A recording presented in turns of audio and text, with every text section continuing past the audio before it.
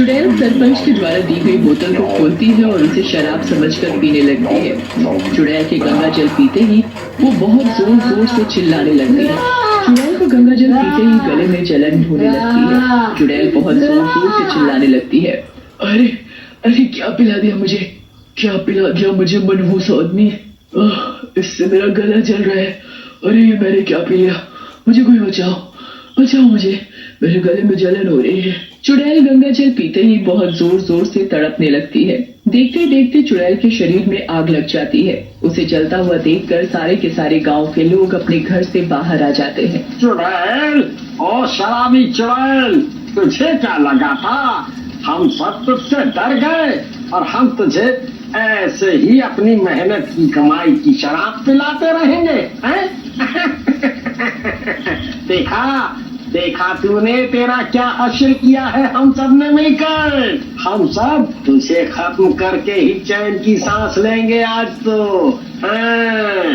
देखते ही देखते चुड़ैल सारी की सारी जल जाती है और गांव से उसका नामो निशान खत्म हो जाता है। अब कोई भी चुड़ैल रात में गांव वासियों को परेशान नहीं करती और सारे के सारे गांव वासी मिलकर प्रेम के साथ गांव में रहते हैं।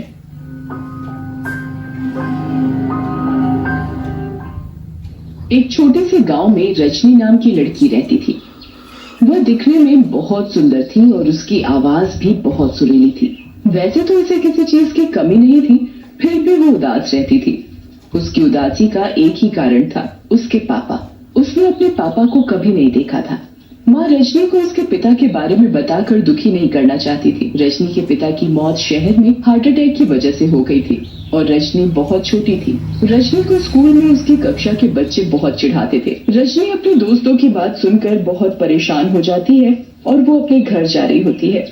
तभी बीच में कब्रिस्तान पड़ता है। रजनी कब्र के ऊपर बैठकर बहुत जोर जोर से रोने लगती है। कोई भी मेरी बात नहीं समझता, मुझे बहुत दुख होता है जब कोई मेरे पापा के लिए उल्टा बोलता है। मुझे मेरी क्लास के सारे बच्चे बहुत चिढ़ाते हैं। रजनी जिस कब्र पर बैठकर रो रही होती है, उसी कब्र से एक भूत निकलकर बाहर आ जाता है। ये देखकर रजनी डर जाती है। जब मैं मरा था मेरी बेटी भी तुम्हारी जितनी ही बड़ी थी।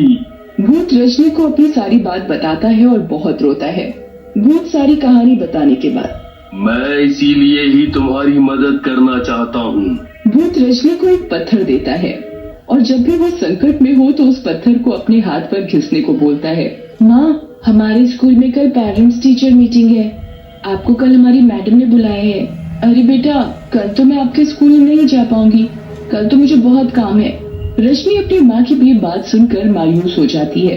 रजनी अगले दिन अपने स्कूल जाने के लिए तैयार हो जाती है। अरे रजनी, आज भी तेरे पापा नहीं आए? कैसे हैं तेरे मम्मी पापा? पहले तो पापा ही नहीं आते थे, आज तो मम्मी भी नहीं आई है तेरी। रजनी अपने बैग से वो पत्थर निकालती है और उसे जोर से अपने हाथ पर घिसती है और भूत को याद करने लगती है। पत्थर के घिसने के साथ ही भूत रजनी के आगे हाजिर हो जाता है। आज पेरेंट्स टीचर मीटिंग है, सब बच्चों के माता पिता उनके साथ आए।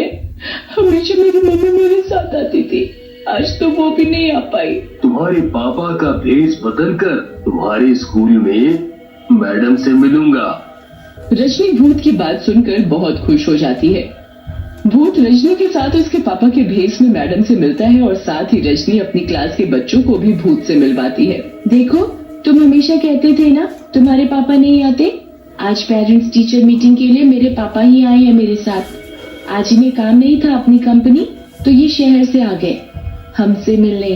तब से रजनी को उसकी क्लास का कोई बच्चा नहीं चिढ़ाता था और जब भी रजनी परेशान होती तो वो अपने पास रखे पत्थर को घिसती और भूत से मदद लेती।